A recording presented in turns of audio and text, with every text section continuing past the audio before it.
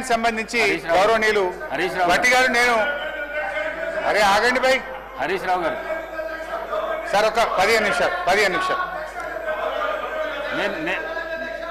అధ్యక్ష నేను కూడా ఇంటర్వ్యూని అవుతున్నా. మీరు అన్నారు కదా మొత్తం రాష్ట్రంలో ఊరు నుంచి మండలకు మండలం నుంచి డిస్టిక్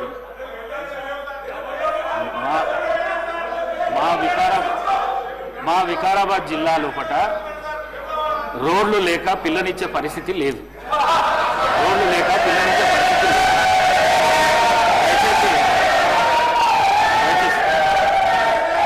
అధ్యక్ష ఇది పాత మండలాలన్నిటి కూడా డబుల్ రోడ్లు అయినాయి. నేను ఛాలెంజ్ అధ్యక్ష రాజీనామా చేస్తాను. పాత మండలాలు అంటే ఈ మధ్య కొత్తగా ఏర్పడిన మండలాలు మినహా పాత మండలాలు రాష్ట్రంలో ఉండే అన్ని పాత మండలాలకు డబుల్ రోడ్ బీఆర్ఎస్ ప్రభుత్వం వేసింది. సరే మీరు చెప్పింది వాస్తవం. గత కాంగ్రెస్ ప్రభుత్వంలో రోడ్లు లేక పిల్లనియని పరిస్థితి ఉన్నమాట మాత్రం వాస్తవం. అయితే అధ్యక్ష నేను సరే రోడ్ల మీద చర్చ పెట్టండి అధ్యక్ష, డీటెయిల్గా మాట్లాడదాం. Let us discuss on finance. Sir Sridhar Babu గారు మీరు ఆపాలి సార్, ఇది కరెక్ట్ కాదు సార్. ఫైనాన్స్ మీద ప్లీజ్ గౌరవనీయులు సార్ ఇప్పటికీ అధ్యక్ష ఇదే కోమటిరెడ్డి వెంకటరెడ్డి గారు యాదాద్రి కలెక్టర్ ప్రారంభోత్సవంకి వచ్చినప్పుడు ప్రెస్ లో మాట్లాడిండ్రు. ఇది పక్క రాష్ట్రాల సచివాలయాల కంటే మన కలెక్టరేట్ అద్భుతంగా ఉందని మాట్లాడిన విషయాలు కూడా గుర్తు చేస్తున్నారు అధ్యక్ష. ఇకపోతే అధ్యక్ష ఇప్పటి వరకు వెంకటరెడ్డి గారు 4 సార్లు, ఎల్ఏ మినిస్టర్ గారు 4 సార్లు, భట్టి గారు ఒకసారి, మొత్తం 9-10 సార్లు డిస్టర్బ్ అయింది అధ్యక్ష. నాకు కొద్దిగా డిస్టర్బ్ కాకుండా చూడండి అధ్యక్ష. భట్టి గారు దయచేసి నేను చెప్పే విషయాలు కొంచెం జాగ్రత్తగా విని మీరు క్లారిఫై చేయండి అధ్యక్ష. ఫైనాన్స్ డిపార్ట్మెంట్లో ఇది statement of physical policy to be laid on the table of the Telangana state legislature.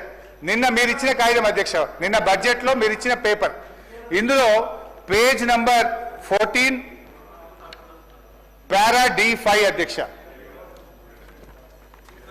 ఇది అధ్యక్ష ఒకసారి చూసుకోండి అధ్యక్ష. దీని ప్రకారం అధ్యక్ష ప్రభుత్వం గ్యారంటీ, ఇది అప్పుల గురించి చెప్తున్నా అధ్యక్ష, ప్రభుత్వం గ్యారంటీ ఇవ్వని రుణాలు out standing risk weightage guarantee కిందికి రావని చెప్పారు. నంబర్ 1 మీరిచ్చిన వైట్ పేపర్ అధ్యక్ష, ఇది అసెంబ్లీలో భట్టి గారు పెట్టిన వైట్ పేపర్ అధ్యక్ష.